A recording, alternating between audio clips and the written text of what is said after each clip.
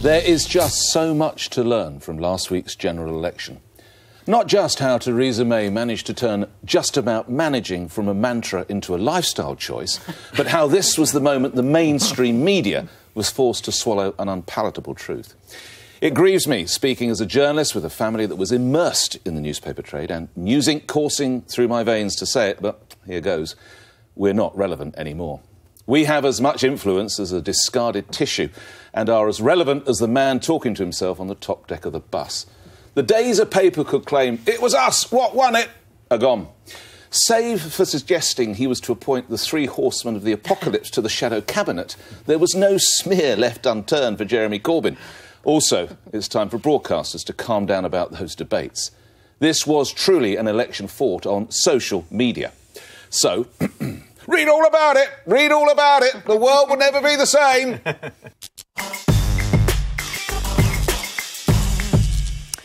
Well, I'm glad you finally admit you're irrelevant. Yes. I've been working with you for 2 years.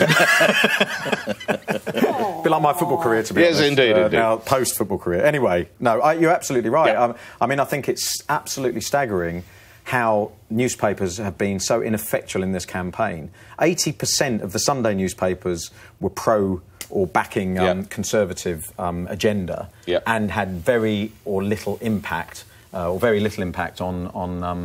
the outcome and influence. And I think it ties into, you know, what I was saying about younger people, how people digest information and how you speak to people through social media is so different.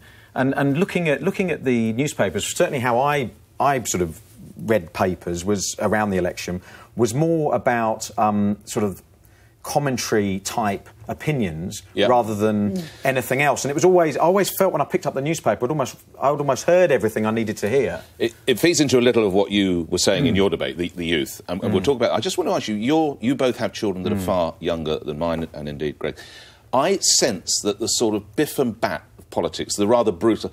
I don't think your generation of kids, they actually don't like that. They don't like that level of aggression. I think you miss by a country mile. Do you think... Absolutely, absolutely. And I think that the nuance of debate is certainly for my kids is part of what they grow up with. And there is no obvious one side or the other. It's the bit in between. It's the subtlety of the arguments. And my daughter voted for the first time this election, and she found it difficult on a national level to relate to either leaders, but on a local level related to the people that best represented their party. And this constant drumbeat, he's a terrorist sympathiser. And they're not loyal. They're not loyal. Did it get through? It did. It did. But kids aren't loyal. No. In the same way. It's like with brands, and I think now we look at political parties almost as brands. You have to, you know, and that's the delicate path. Nodding. Rachel. Yeah, I think you've picked up on something important, which is that the young, which is an awful phrase, they don't think that newspapers reflect the world they inhabit, the social media world, the world where you have Ariana Grande putting together that One World Conference concert. What I saw on the streets of Notting Hill yesterday, which was the entire community coming together and breaking the fast of Ramadan with people waiting on them, from the posh people in their £5 million mansions to the people in the housing projects up in North Kensington. And I think when they see tabloids, which I will not name because I take their money, do 13 pages saying, you know, the troika of evil or whatever about the three leading figures in Labour. They don't think this black and white world is a world that speaks to them. Carol, before I bring you in, let's just look. So for some of the viewers, they have to be aware who might not have seen some of these front pages. Let's take a look at one. This is from the Daily Mail, the day after Mrs May chose to call the election. Crush the saboteurs. And this was on the great day itself, the day we went to vote, and this is the Sun, Corbyn, and there he is. I'll play you perhaps something in a moment or two which speaks to how the youth vote goes. Carol, you and I have been around newspapers our entire working lives. They're not relevant in this terms, are they? No, but you'll know it like I know. For as long as I can remember, the last 10, 15 years, say, we've been aware that young people are not reading papers. Yeah. You know, we spent conference after conference saying, how can we get young people on board? What can we do to attract the young? Whatever we did, we didn't attract them because they just weren't interested in papers. And my fear now is, I still think there's a place for them with older older people with 45, 50 plus maybe. But I think kids today who aren't reading papers, they're not going to read them in 5, 10 years' time either. And this is a problem. And I saw what happened with Labour on Twitter this time round. You know, on the last day before they could register, every Labour MP was putting out tweets the whole time saying, go and register, go register. 622,000 of them registered on the very last day. That's an instruction from Twitter. A paper could never have achieved that. Not necessarily a huge fan of newspapers, Greg. I doubt that you're shedding... I read newspapers, but I'm of the age that still does read newspapers. I mean, personally, one of the people I think should resign along with Theresa May is Paul Dacre, because I think... He's the editor of the Daily Mail, I think Paul Dacre runs the Daily Mail. I think he's gone... He is not in contact at all with the youth, I don't think. And he's lost 1 million copies over... 3 or 4 years. He's not here to defend himself, but go on. He's not here to defend himself. No, but he's never invited us to... Feeling a bit windy. Paul Dacre doesn't invite anybody else to defend themselves from the sort of bile he puts into his newspapers. Right, which are fairly successful in terms of newspapers, one has to say. The second best-selling paper in the land. Yes, I know, but massively down over the years. Still in terms of the business. Greg Dunn. Well, I think...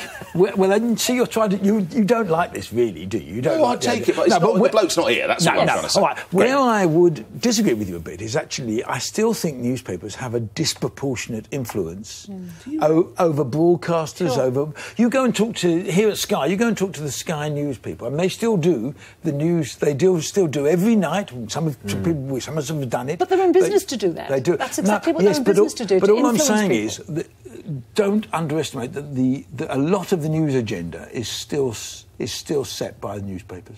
Well, I agree with that, but I don't think... I think, but how it... The BBC, they only have The Guardian. The BBC... No, sadly that's not true. But what I think the BBC actually is more influenced by the Daily Mail than it is by the Guardian. The Daily Mail still sets the agenda. It does, on all sorts of things. But whether the economics of these newspapers survives... And whether therefore 8% year-on-year circulation falls. That gives us 10 years, folks. No, and 10 years left. No, but more than that, the advertising revenue is disappearing. That's 17% down year-on-year.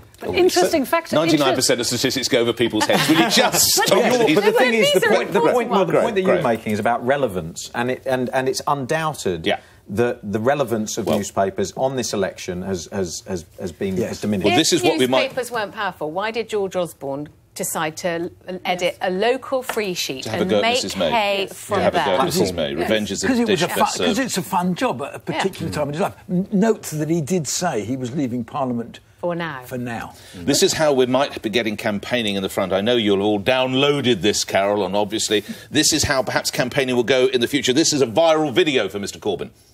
Shut up! Tax cuts for the Conservatives' big business friends. Shut up! More food banks, more homeless people. Shut up! There is a social crisis looming in Britain. This government's proposing to reduce it further and actually hand roughly £60 billion over to corporations and in tax relief at the top end. And it was just hip to vote Corbyn, wasn't it? And Theresa May had Liar Liar that hit the charts. But Do you remember? Liar Liar. Yes, but equally, I mean, that's the terrifying thing, is that something that's there as a spoof, as a joke, there's the message is behind it because of what he's saying, but actually, if that resonates without people actually then really making their own minds up, that's pretty scary stuff as well. Because that's always been the case. Anyone who's ever canvassed, who's gone out to find out, you find out, oh yes, they're voting our way. And then you listen to their views, they don't fit anything. They don't fit any of what we say. We've always known that.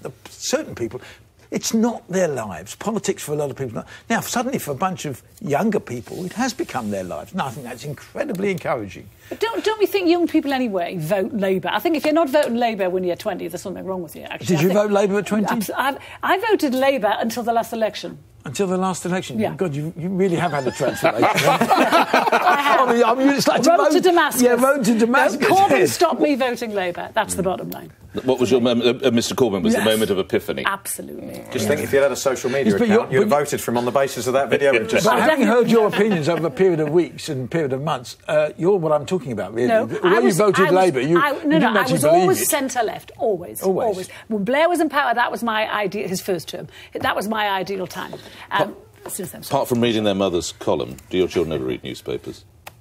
You know what? I've tried to even pay their subscriptions. I mean, maybe we should give newspapers away to the under 55s. I know, but even so, you go on the tube and people are looking at their phones. Yes, but the phones, they might be reading the newspaper on their phone. They might be reading The Guardian on their phone. They might be doing... The Guardian, I mean, the number of hits The Guardian's get... The trouble is, The Guardian has no way of monitorising that. If you were running a newspaper, what would you do to get the youth reading it or to try and get into their heads? Or would you just say... I think it's a loser. I think that horse is bolted. Yeah, it was there when we were... You know, you sometimes don't realise the things that were there when you were there, you think were there forever, and they weren't. And we live in instant gratification. So, you know, even on a news agenda, you want it updated quickly. You want it live, you want it updated. So by the time you've gone to print, immediately that newspaper is... 60% and yet in your old game is a huge driver. Yeah, sport football, I think, is keeping... They'll have a massive hit now until they all kick off again in August, and everybody... Because of that point, that actually I think that they can review a game and they can promote the next game. So they can do that without the same timescale pressure of 24-hour news. So it's building up towards something and then reviewing it afterwards. And I think that's a different way If only I had my whistle handy, I would blow the whistle. Because it's time... Oh, yes, indeed, the red card.